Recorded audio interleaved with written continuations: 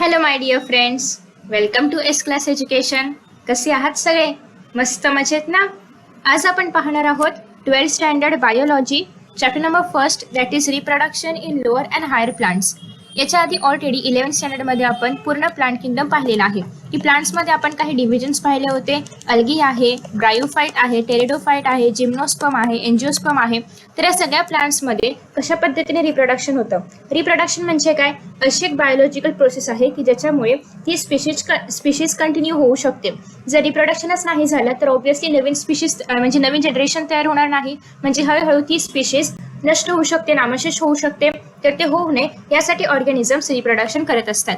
Okay, so आता याच्यामध्ये सगळ्यात महत्त्वाचं रिप्रोडक्टिव्ह युनिट कोणतं आहे तर फ्लावर आहे. पण फ्लावर्स फक्त एंजिओस्पर्म मध्येच पाहायला मिळतात. सो फ्लावर्स कसे असतात, त्याच्यामध्ये मेल पार्ट आहे, फिमेल पार्ट आहे, हे सगळं आपण थोडक्यात प्रिव्हियस स्टँडर्डमध्ये पाहिलेलं होतं. तेच आता आपण डिटेलमध्ये पाहणार आहोत. पण हे जे बाकीचे डिव्हिजन्स आहेत यांच्यामधले जे प्लांट्स आहेत ते कशा पद्धतीने डिवाइड करतात किंवा कशा पद्धतीने रिप्रोडक्शन करतात हेही आपण या चॅप्टरमध्ये पाहणार आहोत. So let us start.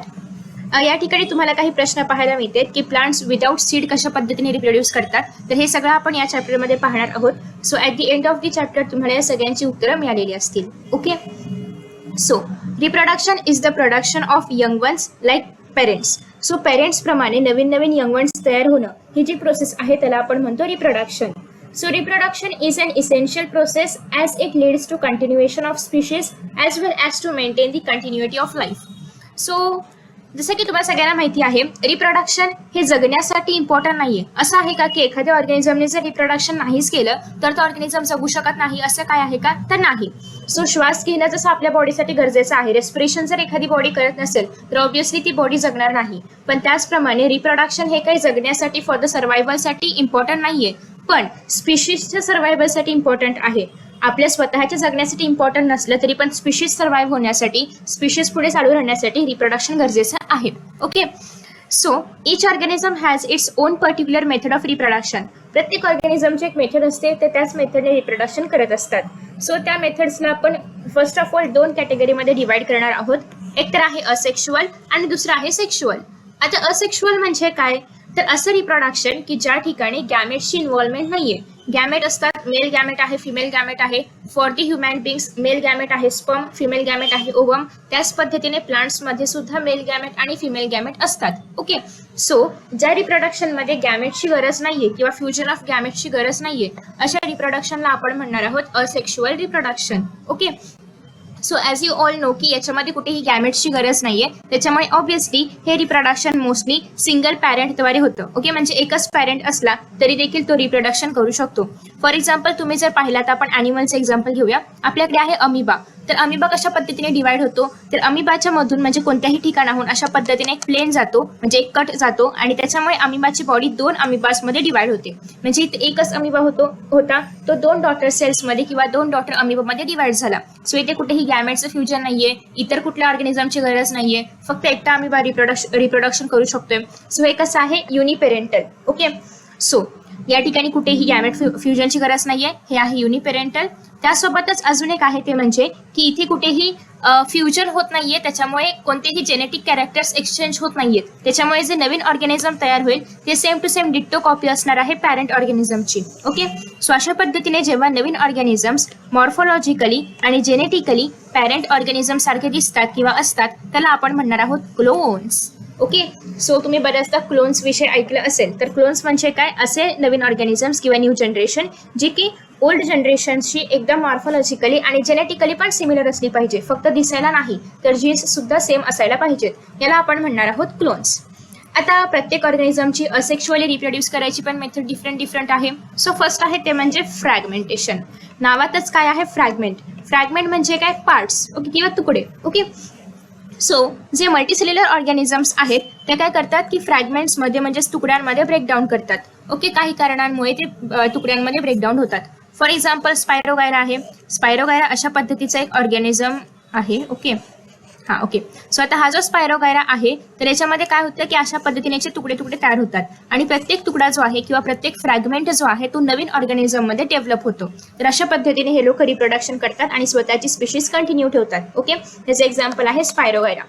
After that next आहे ते म्हणजे बडिंग. आता बडिंग सगळ्यात कॉमन मेथड आहे असेक्शुअल रिप्रोडक्शनची. हे युनिसेल्युलर ऑर्गॅनिझम्स पण करतात आणि मल्टीसेल्युलर ऑर्गॅनिझम्स सुद्धा बडिंग दाखवतात. ओके, सो बडिंग अशी मेथड आहे जे युनिसेल्युलर ऑर्गॅनिझम्स पण दाखवतात आणि मल्टीसेल्युलर ऑर्गॅनिझम्स पण दाखवतात. युनिसेल्युलरमध्ये कोण येतं? ईस्ट. तुम्हाला या ठिकाणी ईस्ट पाहायला मिळते. काय क्यूट आहे, पिंक पिंक कलरचं. सो असं काही कलर वगैरे ठरलेला नसतो, इथे फक्त एक इमेज डायग्राम म्हणून दाखवलेला आहे. सो ईस्टमध्ये काय होतं, एकतर हे सिंगल सेल्ड आहे, युनिसेल्युलर आहे. सो याच्यामध्ये हा जो न्यूक्लियस आहे, आधी सगळ्यात पहिल्यांदा तर या ठिकाणी लेट मी ड्रॉ, अशा पद्धतीने आपला ईस्ट आहे. सगळ्यात पहिल्यांदा इथे छोटासा एक असा बड तयार होतो. ओके, छोटासा या ठिकाणी एक बड तयार होतो आणि बड तयार झाल्यानंतर अशा पद्धतीने बड तयार झाल्यानंतर हे न्यूक्लियस थोडंसं इलॉंगेट होतं. इलॉंगेट झाल्यानंतर याच्यामधला काही पार्ट कट होतो आणि तो जो अर्धा कट झालेला पार्ट आहे तर तो या ठिकाणी या नवीन बर्डमध्ये येतो. हळूहळू हे बर्ड अशा पद्धतीने क्लोज होतं आणि इथून निघून बाहेर पडतं. ओके, परत त्याच्यावरती अजून एक बर्ड, याच्यावरती अजून एक बर्ड, याच्यावरती अजून एक बर्ड, असं करत करत इथे खूप सारे बर्ड तयार होतात आणि याच्यापासून नवीन नवीन ईस्ट तयार होतात. सो हे जे पहिलं पॅरेंट आहे त्याला आपण म्हणणार आहोत मदर सेल. तुम्हाला असा बऱ्याचदा प्रश्न पडला असेल ना की आपण मदर सेल किंवा डॉटर सेल असं का म्हणतो, कुठे सन सेल किंवा फादर सेल असं का नसतं? तर बेसिकली हे कसे आहेत, हे ऑर्गॅनिझम सिंगल आहेत, म्हणजे एकटाच ऑर्गॅनिझम रिप्रोड्यूस करणार आहे. सो दॅट्स वाय ऑब्व्हियसली मदरच बेबीला जन्म देते, त्याच्यामुळे आपण याला मदर सेल म्हणतो. आणि बेबी जन्माला होणार आहे त्याला पण आपण डॉटर सेल म्हणतो, कारण ते बेबी पुढे होऊन अजून एका बेबीला जन्म देणार आहे, म्हणजे मोठे झाल्यानंतर, मॅच्युअर झाल्यानंतर. सो दॅट्स वाय त्याला आपण डॉटर सेल म्हणतो. सिंपल. आफ्टर दॅट नेक्स्ट आहे, सो हे बेसिकली कोणामध्ये होणार आहे, ईस्टमध्ये होतं. जर मल्टीसेल्युलर असेल तर ते होणार आहे हायड्रामध्ये. बेसिकली हायड्राचं आपण एक्झाम्पलमध्ये घेतो, असे बरेचसे ऑर्गॅनिझम्स आहेत बट आपण हायड्रा ॲज एक्झाम्पल म्हणून घेतो. ओके, सो हायड्राबद्दल तुम्हाला सेक्शुअल रिप्रोडक्शन इन ॲनिमल्समध्ये, म्हणजेच हे कसं प्लांट्स आहे ना, तर ॲनिमल्सचा दुसरा धडा आहे, त्यामध्ये तुम्हाला हायड्राबद्दल डिटेलमध्ये पाहायला मिळेल.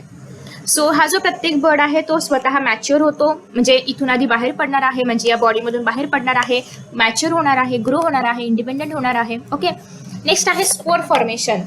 क्लेमॅडोमोनास तुम्ही नाव ऐकलं असेल प्लांट किंगडममध्ये, कशामध्ये येते, अल्गीमध्ये येतं, त्यामध्येही ते क्लोरोफायसीमध्ये येतं. ओके, सो हे जे क्लेमॅडोमोनास आहेत ते सुद्धा असेक्शुअली रिप्रोड्यूस करतात but with the help of spore. आता हे स्पोर काय आहे, तर स्पोर बेसिकली फ्लॅजेलेटेड, म्हणजे याला एक छान असे 2 फ्लॅजेला आहेत. फ्लॅजेला असल्यामुळे हे मोटाईल आहेत, म्हणजे मुवमेंट दाखवू शकतात आणि अशा पद्धतीने हे एक सॅक सारखं स्ट्रक्चर आहे, म्हणजे याला आपण झूस्पोरॅन्जियम असं म्हणतो. तर हे जे पॅरेंट सेल आहे याच्यामध्ये असे बरेचसे स्पोर्स तयार असतात. सो हे स्पोर्स यामधून असे बाहेर पडतात आणि हे स्पोर्स स्वतःहून डेव्हलप होतात. सो हे बेसिकली कोणाचे स्पोर्स आहेत, क्लेमॅडोमोनासचे. एक्झॅक्टली. सगळ्यात महत्त्वाची गोष्ट अशी आहे की हे स्पोर्स मोटाईल असतात, सो हे स्वतःहून मुवमेंट दाखवू शकतात. अजूनही काही मेथड्स आहेत. फॉर एक्झाम्पल बायनरी फिजन तुम्ही 10th मध्ये पाहिलेलं असेल, आठवते का? ग्रेट. सो बायनरी फिजनमध्ये 3 प्रकार आपण पाहिले होते. एक ते simple binary, longitudinal binary, transverse binary. Simple binary आपण अमिबामध्ये पाहतो. ट्रान्सव्हर्स बायनरी आपण अशा पद्धतीने एक चप्पलसारखा ऑर्गॅनिझम होता ज्याला आपण म्हणतो पॅरामेशियम. ओके, सो आपण पॅरामेशियममध्ये पाहणार आहोत, दॅट इज ट्रान्सव्हर्स बायनरी, ते असं मधून कट होतं. लॉन्जिट्युडिनल बायनरी फिजन आपण पाहणार आहोत, दॅट इज युग्लिनामध्ये, तो अशा पद्धतीने होता आणि असा मधून कट होतो. ओके, सो अशा पद्धतीने या ऑर्गॅनिझम्समध्ये आपल्याला बायनरी फिजन पाहायला मिळतं.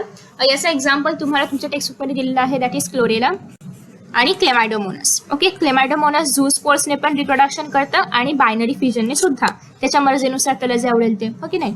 नेक्स्ट आहे कनिडिया. असं नाहीये त्याला जे आवडेल ते, त्या पर्टिक्युलर कंडिशनमध्ये जे सुटेबल असेल त्या पद्धतीने ते लोक रिप्रोडक्शन दाखवतात. फेवरेबल असेल, अनफेवरेबल असेल त्यानुसार. ओके, नेक्स्ट आहे कोनिडिया. कोनिडिया कोणामध्ये होणार आहे, दॅट इज पेनिसिलियम, म्हणजे पेनिसिलियममध्ये कोनिडिया नावाचे स्पोर्स तयार होतात आणि हे स्पोर्स झू स्पोर्स प्रमाणे मोटाईल नसतात. हे कसे आहेत, non motile. Obviously non motile आहेत, म्हणजे याच्यामध्ये फ्लॅजेला ॲब्सेंट असणार आहे. नेक्स्ट आहे गेमा फॉर्मेशन. आता हे गेमा किंवा जेमा जे पण म्हणत असाल तुम्ही, हे काय आहे, तर बेसिकली जे मचान्शिया नावाचे असतात, काय असतात, हे कशामध्ये येतात, बेसिकली ब्रायोफाइट्समध्ये येतात. तर यांच्या अशा पद्धतीने थॅलस प्रमाणे बॉडी असते, खाली असे रायझॉइड्स असतात. ॲज यू ऑल नो की ब्रायोफाइट्समध्ये पर्टिक्युलरली त्या ऑर्गॅनिझम्सचे ऑर्गन्स डेव्हलप झालेले नसतात, सो त्यांच्यामध्ये ऑर्गन लाईक स्ट्रक्चर असतं. सो रायझॉइड्स काय आहे, रूट लाईक स्ट्रक्चर आहे आणि ते छानसा असा अँटिना असतो आणि या अँटिनाच्या वरती अशा पद्धतीने हा मेल असतो, इथे एक फिमेलवाली पण असते दुसरी. ओके, सो तो दुसऱ्या ऑर्गॅनिझममध्ये असतो. नेक्स्ट या ठिकाणी छान असे गेमासारखे पार्ट्स तयार होतात. ओके, गेमा कप्स त्याला आपण म्हणतो आणि ते गेमा फॉर्मेशन होतं आणि त्यापासून ते लोक रिप्रोडक्शन करतात. तर अशा पद्धतीने यांच्यामध्ये गेमा फॉर्मेशन होणार आहे. ओके, आफ्टर दॅट नेक्स्ट आहे कॅन यू रिकॉल. तुम्ही रिकॉल करू शकता का? अगेन तुम्ही 10th स्टँडर्डमध्ये व्हेजिटेटिव्ह प्रपोगेशन पाहिलं असेल. तुम्हाला इथे एक प्रश्न होता की how does vegetative propagation occur in nature. कशा पद्धतीने व्हेजिटेटिव्ह प्रपोगेशन होतं. एकदा सगळ्यात पहिल्यांदा व्हेजिटेटिव्ह प्रपोगेशन म्हणजे काय. तुम्ही बटाटा पाहिलाय का? अरे बटाटा, हा बटाटा. तर बटाट्यामध्ये काय होतं. हा बटाटा आहे सपोज करा, छानसा क्यूटसा स्माइली. तर याच्यामध्ये अशा पद्धतीने इथे असे जेव्हा बटाटा आपण खूप दिवस ठेवतो तेव्हा त्याच्यावरती आईज तयार होतात, डोळे तयार होतात बटाट्यावरती, माहिती आहे ना. असं एक ग्रीनिश व्हाईटिश स्ट्रक्चर असं प्लांट सारखं नवीन स्ट्रक्चर त्या ठिकाणी फुटायला लागतं. ओके, सो त्याला आपण इंग्लिशमध्ये आईज म्हणतो. सो सपोज हे आहेत बटाट्याचे डोळे. हा सेम टू सेम बटाटा जर तुम्ही जमिनीमध्ये पुरला त्या फेवरेबल कंडिशनमध्ये तर याच्यापासून बटाट्याचं नवीन प्लांट देखील तयार होऊ शकतं. तर बेसिकली असे जे काही पार्ट्स असतात प्लांटचे त्याला आपण म्हणतो व्हेजिटेटिव्ह पार्ट्स. ओके, किंवा त्याला आपण व्हेजिटेटिव्ह प्रोपॅग्युल असं पण म्हणतो. आणि अशा पद्धतीने प्लांट तयार होणं किंवा नवीन ऑर्गॅनिझम म्हणजे नवीन प्लांट तयार होणं यालाच आपण व्हेजिटेटिव्ह प्रोपॅगेशन असं म्हणतो. तर हे झालं बटाट्याबद्दल. आता नेक्स्ट आहे दॅट इज तुम्ही आलं बिलं पाहिलंय का? आलं हा आलं. ते आलं नाही कपडे धुवायचं चहामध्ये टाकता ना ते आलं. हा, सो बेसिकली असं काहीतरी त्याला आकार वगैरे कसं काढू यार. आलेला आकार नसतो, बट ठीक आहे, हे आलं आहे सपोज करा. सो हे असं काहीतरी आलं आहे आणि आल्यावर त्या अशा पद्धतीने नोड्स असतात. ओके, नोड्स माहिती आहे ना, नोड्स असतात जसं की स्टेमवरती वगैरे नोड्स असतात त्याप्रमाणे आल्यावरती नोड्स असतात. सो हे आलं जरी तुम्ही जमिनीमध्ये पुरलं, ह्याला काही छोटेसे रूट्स असतात, तरी पण यापासून आल्याचं नवीन प्लांट उगवू शकतं. Same for turmeric. तर अशा पद्धतीने हे जे अशा पद्धतीने जे रिप्रोडक्शन दाखवणारे प्लांट्स असतात त्याला आपण म्हणणार आहोत व्हेजिटेटिव्ह प्रपोगेशन. सो रूट्स पासून म्हणजे रूट्स कोणाचे डेव्हलप होतात ॲज अ व्हेजिटेटिव्ह पार्ट म्हणून, तर स्वीट पोटॅटो, ॲस्पेरेगस, डॅहलिया यांचे रूट्स तयार होतात. यांच्या रूट्स पासून तयार होतात. लीफ पासून असेल तर ब्रायोफायलम. तुम्ही पानफुटी पाहिलंय का? एक्झॅक्टली. तर पानफुटीमध्ये काय होतं, सपोज की हे पान आहे, तर या पानाच्या मार्जिन पासून इथे जे मार्जिन्स आहेत असे या पानाच्या मार्जिन पासूनच इथे नवीन प्लांट्स फुटायला तयार होतात. ओके, हे प्लांट्स पूर्ण डेव्हलप होतात, मग जमिनीमध्ये पडतात, मग त्यापासून नवीन प्लांट तयार होतं. ओके, तर अशा पद्धतीने हे आहे ब्रायोफायलम. केलॉनचे पण त्याचे एक छानसे एक्झाम्पल आहे. विगोनिया एक्झाम्पल आहे. स्टेममध्ये रायझोम एक एक्झाम्पल आहे आणि रायझोमचं एक्झाम्पल म्हणाल तर टर्मरिक. तर टर्मरिक ज्याप्रमाणे ग्रो होतं ते एक रायझोमचा प्रकार आहे. Tuber potato. ओके, नेक्स्ट आहे ओनियन. ओनियन पण तुम्ही जर असं जमिनीमध्ये टाकलं त्याला तर त्याचं पण वरून म्हणजे असं कसा असतो रे ओनियन, असा काहीतरी असतो, याला खाली असे रूट्स असतात. ओके, सो तुम्ही जर याला जमिनीमध्ये टाकलं तर याच्यापासून पण नवीन प्लांट तयार होतं ओनियनचं. सो हे आहे बल्ब. आफ्टर दॅट नेक्स्ट आहे याचं आन्सर आय होप तुम्हाला मिळालेलं असेल. आफ्टर दॅट नेक्स्ट आहे that is vegetative reproduction. So plants reproduce asexually through their vegetative parts. Parts कोणते कोणते असतात? स्टीम आहे, लीफ आहे, रूट आहे, हे सगळे व्हेजिटेटिव्ह पार्ट्स आहेत. So hence the new plants form are genetically identical to their parents. तुम्ही कधी असं ऐकलंय का की बटाटा पुरला आणि त्यापासून कांदा उगवला? नाही ना, असं काही होत नाही ना. सो बेसिकली याच्यापासून जे पार्ट नवीन प्लांट्स तयार होणार आहेत तर ते जेनेटिकली सिमिलर असणार आहेत त्यांच्या पॅरेंट्सशी. Okay, so there are also few methods which would not occur naturally in the plants. जसं की मानवाने स्वतःच्या प्रगतीसाठी बऱ्याचशा नवीन गोष्टी इन्व्हेंट केलेल्या आहेत, तर त्याप्रमाणे प्लांट्समध्येही हे झालेलं आहे की प्लांट्स स्वतःहून जे व्हेजिटेटिव्ह पार्ट्स आहेत त्यापासून रिप्रोडक्शन करतातच. पण ह्युमन बिंग्सने अजून काय केलेलं आहे तर अशा काही आर्टिफिशियल मेथड फाइंड आउट केलेल्या आहेत की ज्याद्वारे प्लांट्स आर्टिफिशियली पण व्हेजिटेटिव्ह प्रपोगेशन दाखवू शकतात. तर याच्यामध्ये कोणत्या मेथड्स आहेत? हे बेसिकली प्लांट्सच्या चांगल्यासाठी नाहीये, हे ह्युमन बिंग्सच्या वेलफेअरसाठी आहे. ओके, फर्स्ट आहे कटिंग. कटिंगमध्ये काय तुम्ही कधीतरी ऐकलं असेल की जेव्हा आपण रोज आपल्याला जेव्हा प्लांट करायचं असतं गुलाब. ओके, सो गुलाब जेव्हा आपल्याला प्लांट करायचं असतं तेव्हा आपण गुलाबाचं स्टेम असं मधून कापून मग ते लावू शकतो. सो त्याला आपण बेसिकली मराठीमध्ये कलम म्हणतो. ओके, सो हे काय आहे, कटिंग केलं आपण. हे जे स्टेम आहे असं गुलाब असेल याच्यावरती छानसं, सो हे जे स्टेम आहे याला आपण असं क्रॉस कट करतो आणि हे जे कट केलेला जो पार्ट आहे तो जर आपण लावला तर त्यापासून नवीन गुलाब तयार होतं. सो बेसिकली ह्याला आपण कटिंग म्हणतो. तर स्टेम कटिंग कोणामध्ये होतं? रोजमध्ये होतं. लीफ अशाच पद्धतीने लीफ कटिंगही होतं, रूट कटिंगही होतं. म्हणजे बेसिकली तो पार्ट कापायचा आणि त्या पार्ट पासून पूर्ण नवीन ट्री तयार होतं. ओके, सो याला आपण म्हणणार आहोत कटिंग. नेक्स्ट आहे ग्राफ्टिंग. आता ग्राफ्टिंग काय आहे तर ग्राफ्टिंगमध्ये दोन प्लांट्स जॉईंट केले जातात. म्हणजेच काय तर या मेथडमध्ये part of stem containing more than one bud हे कंपल्सरी आहे की त्याच्यामध्ये बड असायला पाहिजे, त्याशिवाय ते मोस्टली ग्रोथ प्रॉपरली नाही दाखवत. Okay, so more than one bud असणारं जे प्लांट आहे म्हणजे जे प्लांट आहे ते आपल्याला घ्यायचं आहे, त्याची आपल्याला स्टीम घ्यायची आहे बेसिकली आणि ते जे बड आहे त्याला आपण म्हणणार आहोत scion. Okay, is join on a rooted plant called as a stock. So rooted म्हणजे काय, हे ऑलरेडी उगवतं प्लांट आहे, म्हणजे ग्रोथ होणारं प्लांट आहे. याच्यावरती आपण दुसऱ्या एका प्लांटचं स्टेम कापलं ज्याच्यामध्ये नोड्स आहेत. ओके, अशा प्लांटचं स्टेम कापायचं आहे ज्याच्यामध्ये नोड आहे. ओके, सो असं आपण इथे कापणार आहोत आणि या ठिकाणी इथे आपण चिटकवणार आहोत बेसिकली. सो हे जे उगवतं प्लांट आहे त्याला आपण स्टॉक म्हणतो आणि जे बड आपण कापलेलं आहे म्हणजे जे स्टेम आपण कापलेलं आहे त्याला आपण स्कायोन म्हणणार आहोत आणि अशा पद्धतीने अटॅच किंवा जॉईन केलं जातं, त्याला आपण म्हणतो ग्राफ्टिंग. नेक्स्ट आहे बर्ड टू बर्ड पण जॉईन केलं जातं, त्याला आपण म्हणजे एका प्लांटचे जे बर्ड आहे ते फक्त बर्ड कापायचं आणि फक्त बर्डच या ठिकाणी स्टॉकमध्ये अटॅच करायचं किंवा जॉईन करायचं, याला आपण म्हणणार आहोत बर्ड ग्राफ्टिंग. सो बेसिकली हे ॲपलमध्ये, रोजमध्ये, पिअरमध्ये यांच्यामध्ये अशा पद्धतीने केलं जातं.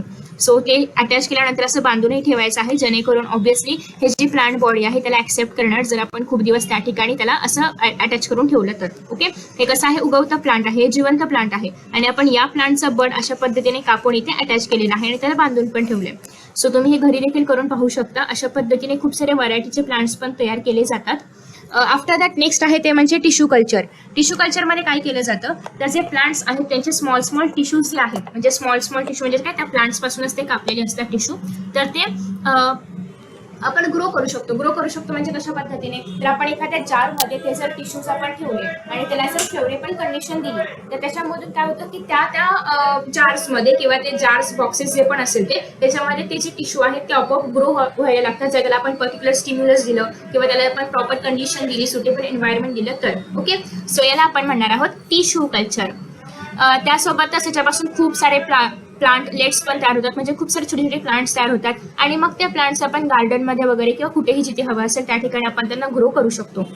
त्याच्यानंतर नेक्स्ट आहे मायक्रो प्रोपॅगेशन. सेम याच पद्धतीने केलं जातं पण खूप छोटे छोटे जार्स असतात ते आणि ते एका प्रॉपर एन्व्हायरमेंटमध्ये ते फॉलो करावं लागतं. नेक्स्ट आहे सेक्शुअल रिप्रोडक्शन. आता असेक्शुअलमध्ये आपण काय पाहिलं, कुठेही गॅमेटची इन्व्हॉल्वमेंट नव्हती, एक सिंगल पॅरेंट असेल तरी पण ते रिप्रोडक्शन होत होतं. त्यासोबतच नेक्स्ट आपण पाहिलं की त्या ठिकाणी जे ऑर्गॅनिझम्स तयार होत होते ते जेनेटिकली आणि मॉर्फोलॉजिकली पॅरेंट्सशी सिमिलर होते. पण आता सेक्शुअल रिप्रोडक्शनमध्ये असं नसणार आहे. म्हणजेच काय, सगळ्यात पहिला पॉईंट, हे सेक्शुअल आहे की असेक्शुअल आहे आपण कसं ओळखायचं, तर जर गॅमेटचं फ्युजन होत असेल तर it will be sexual reproduction. Okay, so सगळ्यात महत्त्वाचं आहे की या ठिकाणी गॅमेट्स असायलाच पाहिजेत. सो फ्युजन ऑफ दोन गॅमेट्स जर होत असेल तर त्याला आपण म्हणणार आहोत सेक्शुअल रिप्रोडक्शन. अगेन सेक्शुअलिटी येण्यासाठी त्या ऑर्गॅनिझमला एक पर्टिक्युलर फेस गाठावा लागतो. म्हणजे सपोज की आपल्याकडे एक लहान बेबी आहे. ओके, तर ते लहान बेबी जन्मल्या ते रिप्रोडक्शन करू शकतं का? ऑब्व्हियसली असं काही होऊ शकत नाही. सो बेबी आता आधी ग्रो होणार, मग ते मॅच्युअर होणार आणि मग ते रिप्रोडक्शन करू शकतं. ओके, सो एक पर्टिक्युलर स्टेज मॅच्युरिटी वगैरे आल्यानंतरच ते ऑर्गॅनिझम रिप्रोडक्शन करू शकतं. सो प्लांट्समध्ये एंड ऑफ जुवेनाल म्हणजे काय, ग्रोथ फेज. ओके, जुवेनाल आपण ॲनिमलसाठी हा शब्द वापरतो, प्लांट्ससाठी आपण व्हेजिटेटिव्ह हा शब्द वापरतो. दोघांचाही अर्थ सेमच होतो, ग्रोथ फेज. ओके, सो प्लांट्समध्ये पण सेम तेच आहे की त्यांची पूर्ण वाढ झाली की मगच ते रिप्रोडक्शन करू शकतात. असं नाही की छोटेसे आहेत आता जस्ट उगवलेत आणि ते लगेच रिप्रोडक्शन दाखवून त्याच्यापासून नवीन प्लांट तयार होतं, असं काही नाही. त्यांच्यामध्ये पण प्रॉपर स्टेजेस आहेत, त्या सगळ्या फॉलो करूनच मग ते पुढे त्यांची ग्रोथ वगैरे करू शकतात. ओके, आता हे जे फेजेस आहेत, पहिला आहे जुवेनाइल फेज, मग आहे रिप्रोडक्टिव्ह फेज, मग आहे सिनेसेंट फेज. तर हे फेजेस आपण क्लिअरली हायर प्लांट्समध्ये पाहू शकतो की आता ते प्लांट ग्रो झालेला आहे, मग ते प्लांट रिप्रोड्यूस करेल, मग ते प्लांट हळूहळू मरणार म्हणजे त्याचं मेटाबॉलिझम लो होतं वगैरे आणि मग ते प्लांट डेथ होती त्याची. Okay, so the flower is a specialized reproductive structure of a plant in which sexual reproduction takes place. As you all know की प्लांट मध्ये सेक्शुअल रिप्रोडक्शन कुठे होतं, फ्लावर्स मध्ये होतं. सो जे मेल आणि फिमेल पार्ट्स आहेत ते कुठे प्रेझेंट असतात, फ्लावर मध्ये प्रेझेंट असतात. ओके, सो ज्यांच्यामध्ये फ्लावर नाहीये ते सेक्शुअली रिप्रोडक्शन करू शकतात का?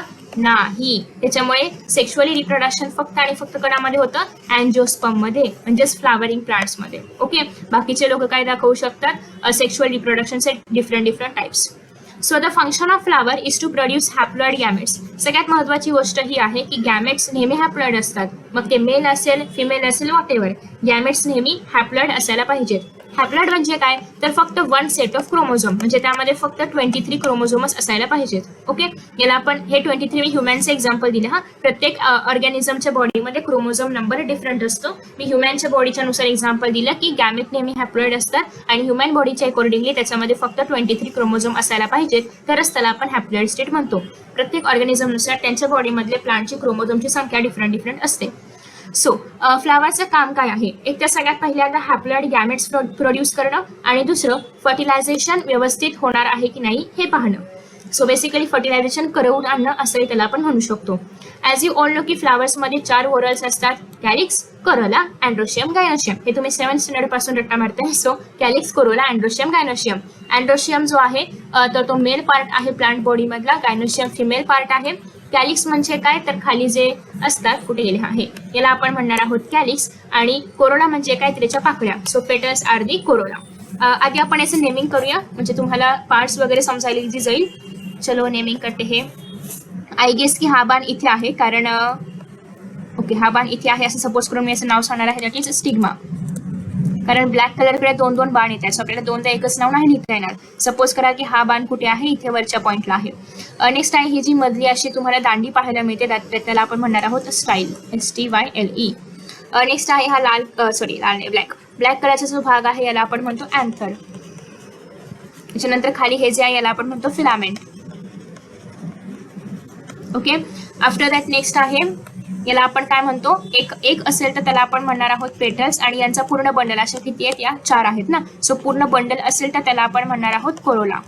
नेक्स्ट आहे एक असेल तर याला आपण म्हणणार आहोत सेपल्स. पण पूर्ण बंडल असेल या 2, 3, 4 असे मिळून असतील तर त्याला आपण म्हणणार आहोत कॅलिक्स. आफ्टर दॅट नेक्स्ट आहे या ठिकाणी या भागाला आपण काय म्हणणार आहोत ओवरी. आणि ओवरी मधले हे जे तुम्हाला ऑरेंज कलरचे दाणे पाहायला मिळतात ते दाण्यासारखं स्ट्रक्चर त्याला आपण म्हणणार आहोत ओव्ह्यूल्स. ओके, किंवा ओव्ह्यूल. तर अशा पद्धतीने आपण सगळी नावं याला दिलेली आहेत. याच्यामधला अँथर आणि फिलामेंट हे जे 2 पार्ट्स आहेत याला मिळून आपण म्हणणार आहोत स्टेमन. आणि स्टेमन काय दाखवणार आहे, अँड्रोशियम. अँड्रोशियम म्हणजेच काय, मेल पार्ट. ओके, नेक्स्ट आहे स्टिग्मा, स्टाईल आणि ओव्हरी. हे मिळून काय तयार करतात, फिमेल बॉडी. याला आपण म्हणणार आहोत पिस्टिल. पिस्टिल म्हणतात, कार्पल म्हणतात, व्हॉटेवर तुम्ही म्हणू शकता. म्हणजेच हा कोणाचा पार्ट आहे, गायनोशियमचा. म्हणजेच हे कुठली सिस्टीम आहे, फिमेल सिस्टीम आहे. ओके, आणि हे जे सेपल्स किंवा पेटल्स आहेत हे जस्ट फॉर प्रोटेक्शन पर्पज असतात. जेव्हा हे फ्लावर बड होतं ना, कळी एक्झॅक्टली. सो जेव्हा हे फ्लावर कळी होती तर तेव्हा त्याला प्रोटेक्ट करण्याचं काम या सेपल्सने केलं. आणि आता फ्लावर तयार झाल्यानंतर हे जे आतमधले इम्पॉर्टंट व्होरल्स आहेत, कोणते अँड्रोशियम आणि गायनोशियम, यांना थोडक्यात प्रोटेक्ट करण्यासाठी आणि नवीन इन्सेक्ट्सला अट्रॅक्ट करण्यासाठी हे लोक हे जे पेटल्स आहेत तर हे कलरफुल असतात, ते काम करतात. ओके, नेक्स्ट आहे sexual reproduction involves 2 major events, that is meiosis आणि fusion of gametes to form diploid zygote. तुम्ही म्हणाल गॅमेट्स तर हॅप्लॉइड होते, झायगोट डिप्लॉइड कसं झालं, तर एक मेल गॅमेट एक फिमेल गॅमेट दोन्ही हॅप्लॉइड आहेत. जेव्हा दोघांचं मल्टिप्लिकेशन होणार ऑब्व्हियसली या ठिकाणी 2n तयार होणार. ओके, n² नाही, हा आपण बायोलॉजी शिकतोय, मॅथ्स नाही. सो जेव्हा दोघांचं फ्युजन होणार तेव्हा यापासून 2n तयार होणार आहे. आणि 2n म्हणजेच काय, डिप्लॉइड स्ट्रक्चर. ओके, आणि यालाच आपण काय म्हणतो, झायगोट. सो बेसिकली जेव्हा 2 हॅप्लॉइड गॅमेट्स येऊन फ्युजन करतात तेव्हा त्यापासून एक डिप्लॉइड झायगोट तयार होतं. ओके, गॅमेट्स कशापासून तयार होतात, मिओसिसने. सो मिओसिस आणि फ्युजन ऑफ गॅमेट्स या 2 सेक्शुअल रिप्रोडक्शन मधल्या सगळ्यात मेन आणि महत्त्वाच्या गोष्टी आहेत. and the production of genetically dissimilar offsprings. यांच्यामधले ऑफस्प्रिंग्स क्लोन आहेत का, नाही ऑब्व्हियसली, कारण क्लोन्स म्हणजे काय, जे मॉर्फॉलॉजिकली आणि जेनेटिकली सिमिलर आहे. आणि यांनी या ठिकाणी क्लिअरली मेन्शन केलंय की सेक्शुअल रिप्रोडक्शन नंतर जे ऑर्गॅनिझम्स किंवा जे ऑफस्प्रिंग्स तयार होतात, ऑफस्प्रिंग म्हणजे काय, नवीन बेबीज किंवा नवीन प्लांट्स जे काय तयार होणार आहे ते जेनेटिकली डिसिमिलर असणार आहे त्यांच्या पॅरेंट्सची. Okay, so variations are useful from the point of view of the survival and the evolution of the species over the time. आता तुम्ही जर पाहिलं तर असेक्शुअल रिप्रोडक्शन मध्ये कुठलाही फ्युजन नव्हतं, कुठलाही जेनेटिकली डिसिमिलॅरिटी नव्हती. त्याच्यामुळे त्या लोकांचं जगणं थोडंसं सर्वायवल थोडंसं कठीण होतं. कारण सपोज की बरं ते जाऊ दे, आपण जर सपोज केलं ॲनिमल्समध्ये म्हणजे आपल्यामध्ये ह्युमन बिंग्समध्ये सगळे जर सेम जेनेटिकली अपीअरन्स वाले असते, सगळे जर सेम दिसत असते, तर एखादा डिसीज जर एखाद्या व्यक्तीला झाला तर सगळेच ऑर्गॅनिझम्स त्याच्यामधून सर्व्हाइव्ह करू शकले नसते. फॉर एक्झाम्पल आपण जर कोरोना पाहिलं तर कोरोनामध्ये काही लोक त्याच्यामधून सर्व्हाइव्ह नाही करू शकले, बट काही लोक सर्व्हाइव्ह करू शकले. तर याच्यामध्ये इम्युनिटी तर एक फॅक्टर आहे, पण याच्यामध्ये आपल्या ऑर्गॅनिझम्समध्ये किंवा आपल्या स्पीशीजमध्ये खूप जास्त मोठ्या प्रमाणामध्ये व्हेरिएशन आहे. प्रत्येकाचं जेनेटिक मेकअप वेगळं आहे आणि दॅट्स वाय प्रत्येक ऑर्गॅनिझम सर्व्हाइव्ह करू शकतो. आपल्यानंतर येणारी पिढी मे बी कोरोनाशी ऑलरेडी ते त्याला ऍडजस्ट झालेले असतील, त्याच्यामुळे त्यांच्यात कसलाही फरक पडणार नाही. सो हे काय होणार आहे की नवीन पिढी ज्याप्रमाणे डेव्हलप होईल त्याप्रमाणे ते अजून स्ट्रॉंग होत जातात, कारण त्यांचा जेनेटिक मेकअप वेगळा आहे, त्यांच्यामध्ये जेनेटिकली डिफरन्स आहे, व्हरायटी आहे. ओके, सो हे खूप गरजेचं असतं नवीन म्हणजे स्पीशीजच्या जिवंत राहण्यासाठी. नेक्स्ट आहे sexual reproduction is characterised by fusion of the male and female gametes, that is fertilisation. Male आणि फिमेल गॅमेट्स जेव्हा फ्यूज होतात तेव्हा त्या प्रोसेसला आपण म्हणणार आहोत fertilisation. The formation of zygote and embryogenesis. आता फर्टिलायझेशन झाल्यानंतर ऑब्व्हियसली या ठिकाणी झायगोट तयार होणार आहे. झायगोट म्हणजे काय, एक सिंगल सेल आहे, डिप्लॉइड सेल आहे, याच्यामध्ये कंटिन्युअसली मायटोसिस होतं आणि यापासून एक सेल्सचा गोळा तयार होतो, याला आपण म्हणणार आहोत एम्ब्रिओ. सो जेनेसिस याचा अर्थ काय, तयार होणं, आणि एम्ब्रिओ म्हणजे काय, एम्ब्रिओ तयार होणं, सिंपल. सो बेसिकली या ठिकाणी ते एम्ब्रिओ तयार होतो. नेक्स्ट आहे sequential events that occur in sexual reproduction are grouped into 3 stages. First आहे प्री फर्टिलायझेशन, ऑब्व्हियसली फर्टिलायझेशनच्या आधीचं फेज. तुम्हाला काय वाटते प्री फर्टिलायझेशन मध्ये काय होत असेल? फर्टिलायझेशन मध्ये काय होतं, गॅमेट्सचं फ्युजन. म्हणजे प्री फर्टिलायझेशन मध्ये काय होत असणार आहे, गॅमेट्स तर तयार व्हायला पाहिजेत. सो बेसिकली गॅमेट्स तयार होणं, गॅमेट्स मेल बॉडी पासून फिमेल बॉडी पर्यंत जाणं, हे सगळं होणार आहे प्री फर्टिलायझेशन मध्ये. गॅमेट्स ऍक्च्युअल फ्युजन होणार आहे फर्टिलायझेशन मध्ये, आणि फ्युजन झाल्यानंतर काय तयार होतं, झायगोट. सो आता हे जे झायगोट आहे हे डेव्हलप कोणामध्ये होणार आहे, पोस्ट फर्टिलायझेशन फेज मध्ये. तर असे 3 फेजेस आहेत. आता आपण प्रत्येक फेजला एकदम डिटेलमध्ये बघणार आहोत. सो बेसिकली सगळ्यात पहिल्यांदा आपण गॅमेट्स कसे तयार होतात याच्या आधी प्लांट्समध्ये जो फ्लावर आहे ते फ्लावरचे पार्ट्स कोणते आहेत, गॅमेट कुठे तयार होतात, या सगळ्या गोष्टींसाठी आपल्याला आधी पार्ट्स पाहावे लागतील. ओके, त्याच्या आधी छोटंसं आहे, ऑलवेज रिमेंबर, ते पण पाहूया का? ओके, पाहूया. So diploid sporophyte is the predominant plant body in all angiosperms where meiosis takes place to produce haploid spores that form gametophyte. तुम्ही जर एंजिओस्पर्म्स मध्ये पाहिलं म्हणजे फ्लावरिंग प्लांट्स मध्ये पाहिलं, तुम्हाला हे माहिती आहे का की प्लांट्सच्या बॉडीमध्ये 2 स्टेज असतात, स्पोरोफाइट आणि गेमॅटोफाइट. गेमॅटोफाइट गॅमेट्स तयार करते, स्पोरोफाइट स्पोर्स तयार करतं. स्पोरोफाइट 2N च्या फॉर्म मध्ये असते, गॅमेटोफाइट N च्या फॉर्म मध्ये असते. ओके, सो आय होप की तुम्ही हे लाईफ सायकल प्लांट किंगडम मध्ये 11th ला पाहिलं असेल. नसेल पाहिलं तर नो प्रॉब्लेम, तुम्हाला पुढे हे कळत जाईल आरामात. ओके, सो प्लांटच्या बॉडीमध्ये 2 पार्ट्स असतात, एक तर गॅमेटोफाइट आणि एक तर sporophyte. Gametophyte forms gamete, sporophyte forms spores. Okay, so आता जर आपण एंजिओस्पर्म्स मध्ये पाहिलं तर एंजिओस्पर्म्स मध्ये स्पोरोफाइट जनरेशन किंवा स्पोरोफाइट पार्ट कसा आहे, डॉमिनंट आहे. आणि ॲज यू ऑल नो की याच्यामध्ये स्पोरोफाइट कसा आहे, डिप्लॉइड आहे. ओके, सो स्पोरोफाइट पार्ट हा डॉमिनंट असल्यामुळे, सगळ्यात जास्त डॉमिनंट असल्यामुळे यांच्यामध्ये 2N च्या फॉर्म मध्ये जे स्पोर्ट्स आहेत ते तयार होतात आणि यांच्यामध्ये मिओसिस होऊन N फॉर्म वाले गॅमेट्स तयार होतात. ॲज यू ऑल नो की मिओसिस मध्ये काय होतं, रिडक्शन होणार आहे गॅमेट्सचं. सो एका सेल पासून 4 हॅप्लॉइड सेल्स इथे तयार होतात मिओसिस मध्ये. आफ्टर दॅट नेक्स्ट आहे, जर एखादा प्लांट ऑलरेडी त्याच्यामध्ये गॅमेटोफाइटस जनरेशन प्रॉपर असेल म्हणजे डॉमिनंट असेल तर त्याच्यामध्ये काय होतं, मिओसिस न होता मायटोसिस होतं, कारण आपल्याला Nच्या फॉर्ममध्येच फक्त गॅमेट्स हवे आहेत. आफ्टर दॅट नेक्स्ट आहे, the male reproductive whorl of flower is called at androecium. ह्याला व्हरल म्हणतात, व्हरल म्हणतात, वॉट एव्हर तुम्हाला हवं असेल तुम्ही ते म्हणू शकता. सो अँड्रोशियम काय आहे, मेल रिप्रोडक्टिव्ह पार्ट आहे. त्यालाच आपण कारण हे खूप सारे येतात, तुम्ही जर या ठिकाणी पाहिलं तर एवढे सगळे मेल पार्ट्स आहेत. यामधल्या एका पार्टला आपण काय म्हणणार आहोत, स्टेमेन. आणि ते एका पार्टमध्ये काय काय असणार आहे, फिलामेंट, म्हणजे अशा पद्धतीने असतं ते. ओके, सो हे काय आहे, ही दांडी काय आहे, फिलामेंट. हे वरचा आहे, याला आपण म्हणतो अँथर. आणि फिलामेंट आणि अँथर यांना जोडण्याचं काम करणार आहे कनेक्टिव्ह. ओके, सो अशा पद्धतीने इथे हा एक अँथर, म्हणजे ह्याला अँथरच म्हणतो आपण, पण हे 2 लोब आहेत, हा एक लोब आणि हा एक लोब. सो या 2 लोबला जोडण्याचं काम पण कोण करणार आहे, कनेक्टिव्हच करणार आहे. Let us see structure of anther. An immature stage of anther is represented by group of parenchymatous tissue surrounded by single layered epidermis. So तुम्ही जर पाहिलं तर हे अँथर आहे, हे कसं घेतलंय, याचा TS कसं घेतलंय, तर बेसिकली अशा पद्धतीने हे असतं, त्याला असं मधून कट केलंय. ओके, सो मधून कट केल्यानंतर हे असं दिसतं. मग याच्यामध्ये तुम्ही जर पाहिलं तर या अँथरमध्ये हे आहे कनेक्टिव्हचा थोडासा पार्ट की जे 2 अँथरला चिटकवून ठेवण्याचं काम करतं. याच्यामध्ये जर आपण पाहिलं तर जेव्हा हा अँथर इमॅच्युअर म्हणजे खूप डेव्हलप नव्हता झाला तर त्या कालावधीमध्ये याचा जो बाहेरचा लेअर आहे एपिडर्मिसचा, तर तो सराउंडेड होता by the parenchymatous tissue. Anther is generally dithecous. Dithecous म्हणजे काय, 2 लोब्स आहेत, हा एक लोब आहे, हा एक लोब आहे. ओके, सो 2 लोब्स याच्यामध्ये आहेत, त्याच्यामुळे आपण याला डायथिकस किंवा बायलोब्ड असं म्हणतो. आणि टेट्रास्पोरॅन्शिएट. टेट्रास्पोरॅन्शिएट म्हणजे काय, याच्यामध्ये 4 स्पोर्स प्रेझेंट आहेत. Sorry for the noise disturbance. या ठिकाणी तुम्हाला 4 स्पोर्स पाहायला मिळतील, 1, 2, 3 आणि 4. सो याला आपण म्हणतो टेट्रास्पोरेंजिएट. याचं स्ट्रक्चर आपण पुढे पुढे अभ्यासणार आहोतच. सो त्याच्यामुळे याला आपण टेट्रास्पोरेंजिएट असं म्हणतो. इच मोनोथिकस म्हणजे काय, हा जो मोनोथिकस म्हणजे काय, हा एक पार्ट, याला आपण एक थिकस बोलणार आहोत. हे दुसरा पार्ट, याला आपण दुसरा थिकस बोलणार आहोत. Okay. So each monothecous anther contains 2 pollen sac. So या एका थिकस मध्ये हा एक आणि हा एक असे 2 पोलन सॅक आहेत. हे पोलन सॅक कोणामुळे तयार झाले, मायक्रोस्पोरेंजियममुळे. मायक्रोस्पोरेंजियम काय आहे हे तुम्हाला पुढे पाहायला मिळेलच. आता जस्ट लक्षात ठेवायचं आहे की एका लोबमध्ये किंवा एका थिकसमध्ये 2 पोलन सॅक्स प्रेझेंट असतात. अशा प्रकारे एका अँथरमध्ये हे 2 आणि हे 2 असे 4 पोलन सॅक्स प्रेझेंट असणार आहेत. ओके. आफ्टर दॅट नेक्स्ट आहे इच, हा हे झालं ना.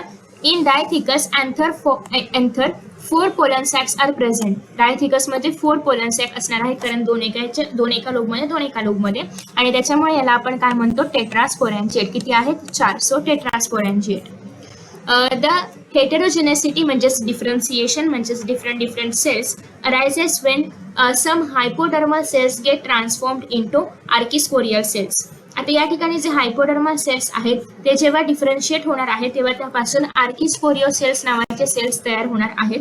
आता हे जे आर्किस्पोरियो सेल्स आहेत हे 2 पार्ट्समध्ये फर्दर डिवाइड होतात. एक तर इनर स्पोरोजिनस सेल्स पहिला पार्ट आहे, एक तर इनर स्पोरोजियस सेल्स किंवा दुसरं पार्ट आहे outer primary parietal cells. Okay. हे जे आर्किस्पोरियल सेल्स आहेत हे 2 टाईपच्या सेल्समध्ये डिवाइड होतात. एक तर इनर पार्ट आहे तो म्हणजे स्पोरोजिनस सेल, म्हणजे जे आतले आहे त्याला आपण म्हणू शकतो स्पोरोजिनस सेल, आणि जे बाहेरचे कव्हरिंग वाले आहेत त्याला आपण म्हणू शकतो आउटर प्रायमरी परायटल सेल्स. आता हे जे स्पोरोजिनस सेल्स आहेत तुम्हाला डायग्राम मध्ये पाहायला मिळते का, येस.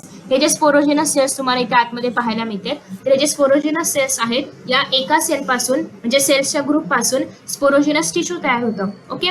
आणि यातला प्रत्येक सेल जो आहे म्हणजे स्पोरोजिनस टिश्यू मधला जो प्रत्येक स्पोरोजिनस सेल आहे तर तो मायक्रोस्पोर टेट्राड देण्यासाठी कॅपेबल असतो. म्हणजे या ठिकाणी याच्यामधला जो प्रत्येक सेल आहे तर तो टेट्राड म्हणजे काय, 4 सेल्स. सो प्रत्येक सेल 4 मायक्रोस्पोर्स 4 इंटू मायक्रोस्पोर्स द्यायला कॅपेबल असतो.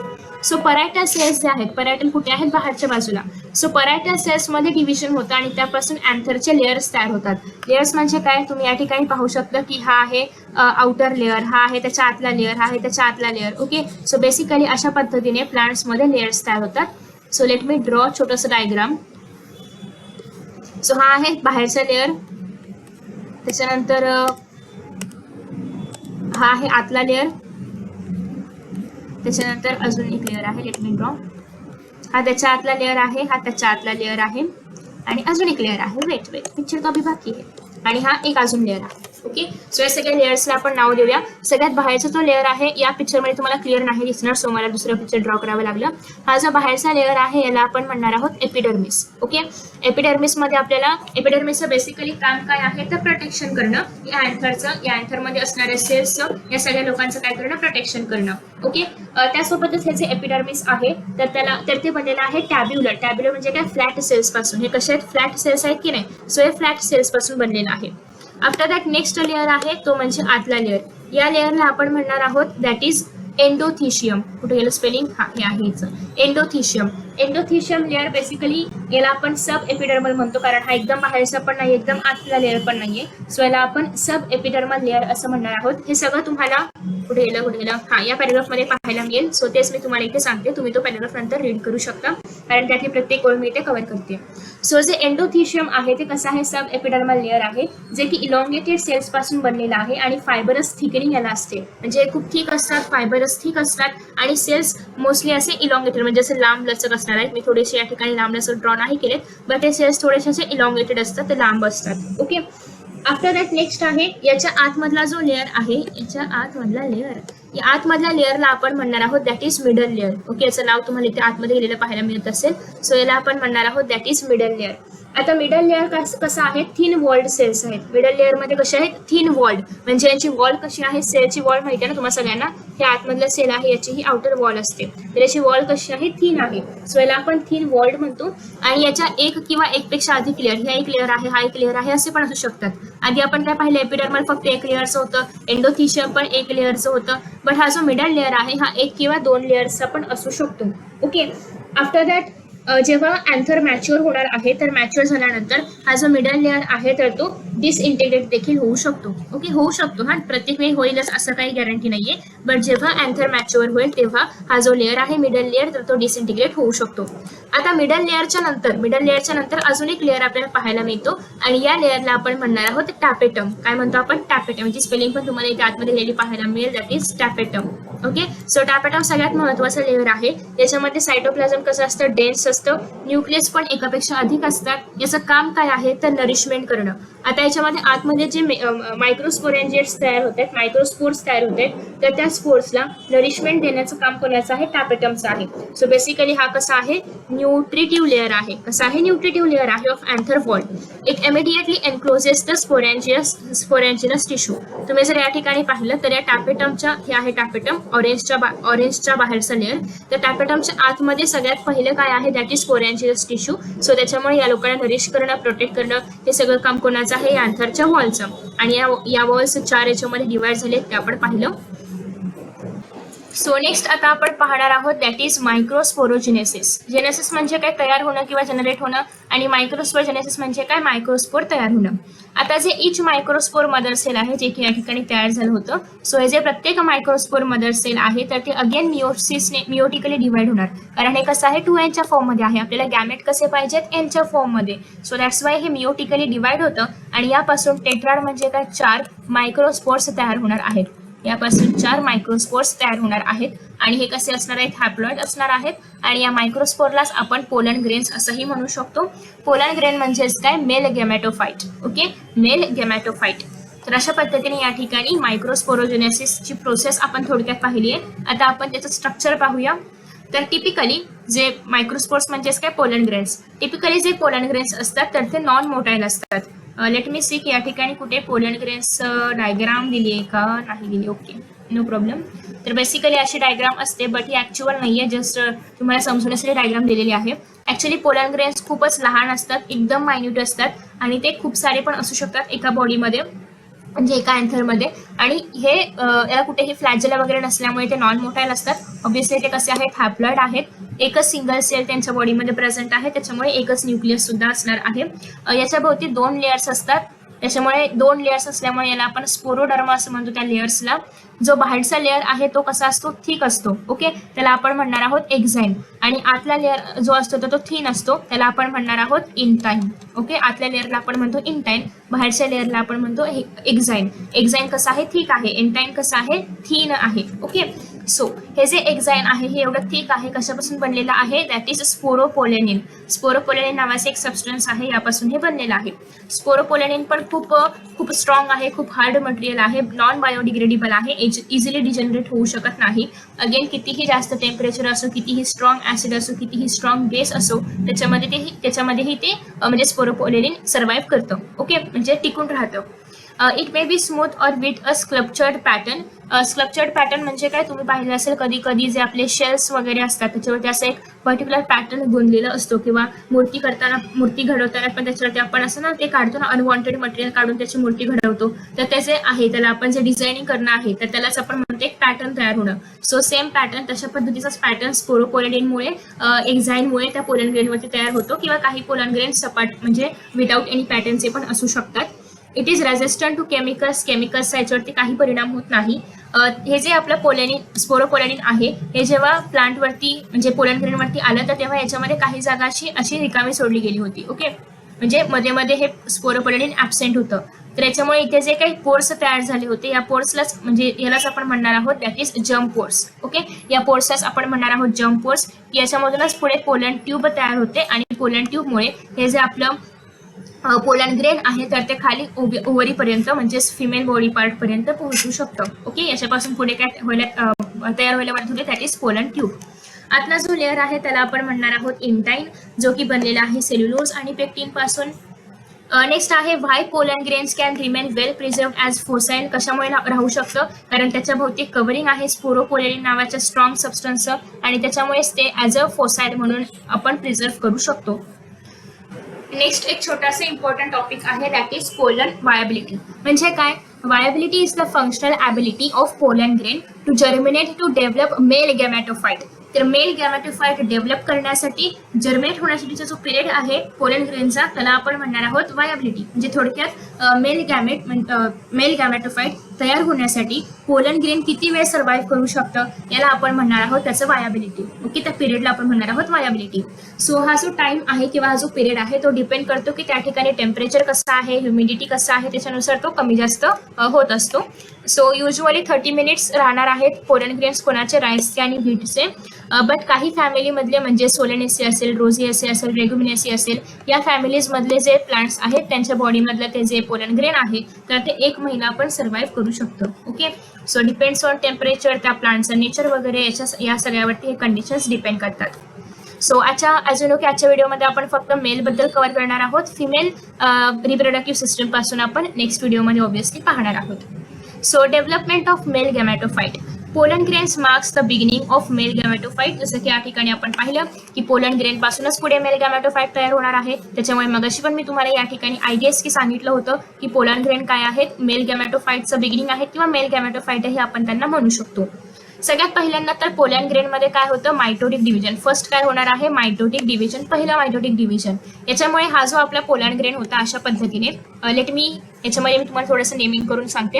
हा पोलन ग्रेन आहे पूर्ण. Outer layer as you know की हा आहे एक्झाईनचा लेअर, हा आतला लेअर आहे इंटाईनचा लेअर, हे सायटोप्लाझम आहे, हे न्यूक्लियस आहे आणि इथे ज्या ठिकाणी स्पोरोपोलॅनिन ॲब्सेंट आहे त्याला आपण म्हणणार आहोत germ pores.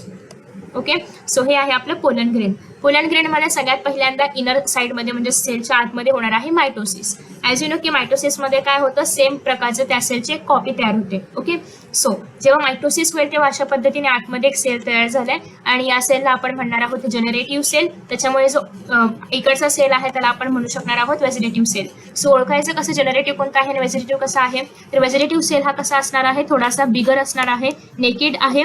Generative sale small आहे, थिन वॉल्ड आहे. ओके, स्मॉल आहे की नाही, हा. त्यासोबतच व्हेजिटेटिव्ह सेलमध्ये खूप सारं फूड मटेरियल प्रेझेंट असतं. हा जो न्यूक्लियस आहे तर तो पण इरेग्युलर कसाही शेपचा आहे. जनरेटिव्ह सेल्स कसा आहे, याच्यात इथे फ्लोट होत असतं. कोणामध्ये, व्हेजिटेटिव्ह सेल्सचं हे पूर्ण सायटोप्लाझम आहे की नाही. सो या व्हेजिटेटिव्ह सेलच्या सायटोप्लाझम मध्ये जनरेटिव्ह सेल काय होत असतं, मस्त तेरता येते आराम से स्विमिंग करत आहे. ओके, दुसरं डिव्हिजन कोणतं आहे, again mitotic division. First mitotic डिव्हिजनचा रिझल्ट काय होता, एक व्हेजिटेटिव्ह सेल, एक जनरेटिव्ह सेल. दुसरं डिव्हिजन कोणामध्ये होणार आहे, जनरेटिव्ह सेलमध्ये. सो जनरेटिव्ह सेलमध्ये जेव्हा दुसरं मायटोसिस होणार आहे तर तेव्हा हे सेल 2 पार्ट्समध्ये डिवाइड होईल आणि अशा पद्धतीने याच्यापासून 2 सेल्स तयार होणार आहेत. आणि हे जे 2 सेल्स आहेत त्या 2 सेल्सलाच आपण काय म्हणतो, मेल गॅमेट. हे सगळं कोणामध्ये चाललंय, व्हेजिटेटिव्ह सेल्सच्या सायटोप्लाझम मध्ये. ओके, हे डिव्हिजन कोणामध्ये चाललंय, व्हेजिटेटिव्ह सेल्सच्या सायटोप्लाझम मध्ये म्हणजेच पोलन ग्रेन मध्ये. ओके, तर आता याच्यानंतर नेक्स्ट काय होतं की या ठिकाणी ॲज वी ऑल नो की जम्प पोर्स इथे होतं. हे काय जम्प पोर्स होतं की नाही, जम्प पोर्स कशासाठी होतं, पोलन ट्यूबच्या डेव्हलपमेंटसाठी. सो या ठिकाणाहून जिथे जम्प पोर्स आहे तिथून पोलन ट्यूबची डेव्हलपमेंट होते आणि मग हे जे आपले 2 मेल गॅमेट्स जे तयार झाले होते तर ते असे खाली हळूहळू खाली येऊ लागतात. आणि हा ट्यूब न्यूक्लियस म्हणजे काय, हा जो न्यूक्लियस होता तर तो या ठिकाणी आहे आणि हे आपले 2 मेल गॅमेट्स जे तयार झाले होते आणि हे पूर्ण सायटोप्लाझम आहे आणि हे काय आहे, पोलन ट्यूब आहे. ओके, तर अशा पद्धतीने हे जे 2 सेल्स आहेत किंवा 2 गॅमेट्स आहेत तर हे त्या आपलं जे अँथर आहे सगळं कुठे चाललंय, अँथर मध्ये विसरणार आहेत ना. हा, हे सगळं अँथर मध्ये चालू आहे, अजून आपण अँथर मधून बाहेर नाही आलेलो आहोत. ओके, हे सगळं अँथर मध्येच चाललंय. सो अँथर मध्ये अशा पद्धतीने जेव्हा 2 मेल गॅमेट्स तयार होतात तेव्हा हे काय होतं, अँथर पासून कटआउट होतं आणि मग ते फिमेल पार्ट वरती जाऊन पडणार आहे. ओके, सो अशा पद्धतीने टू सेल स्टेज मध्ये हे जे पार्ट आहे पोलन ग्रेनचा तर हा शेड होतो म्हणजेच गळून पडतो कोणामध्ये, फिमेल पार्ट वरती. ओके, सो आता फिमेल पार्ट नेमकं काय आहे, त्याच्यामध्ये कोणते मोरल्स आहेत, ते कशा पद्धतीने फंक्शन करतं, त्याचे कोणते प्रकार आहेत, कोणते एक्झाम्पल्स आहेत हे आपण पाहणार आहोत नेक्स्ट व्हिडिओमध्ये. सो पाहायला विसरू नका next video. Thank you so much for watching this video. Obviously तुम्हाला व्हिडिओ आवडला असेल तर तुम्ही लाईक करालच, शेअर पण कराल व्हिडिओ आणि नवीन व्हिडिओ पाहण्यासाठी सबस्क्राईब पण केलं असेल किंवा करत असेल, केलंय ना. So thank you so much for watching this video and see you in the next video. Bye bye.